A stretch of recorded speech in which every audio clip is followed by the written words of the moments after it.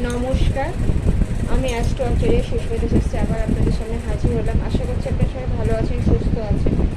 আজকে আমি মকর লগ্নের আলোচনা করেছি। আজকে কুম্ভ লগ্নে জাতক জাতিকাদের শরীর স্বাস্থ্য কেমন যেতে পারে সেটা নিয়ে আলোচনা করব। কুম্ভ লগ্নে জাতকেদের দেহ সাধারণত মজবুতি হয় এবং এদের এত মজবুত হয় যে বেতের মতো শক্ত, এরা দৃঢ় সবল হয় এবং এরা সহজে ভেঙে পড়ে না। এদের বেশ হৃষ্টপুষ্ট চেহারাও এদের হয়। এই লগ্নে জাতকেদের যে ধরনের সমস্যাগুলো সাধারণত দেখা যায় সেটা হচ্ছে পায়ের হাঁটু থেকে পায়ের গোড়ালির পাতা পর্যন্ত হয়। যেমন ধরুন হাঁটুতে ব্যথা, গোড়ালিতে ব্যথা কিংবা টান লাগা গোড়ালিতে এবং পায়ে গোড়ালিতে মুচকে যাওয়া, ভেঙে যাওয়া, এই ধরনের সমস্যাগুলো তাদের হয়।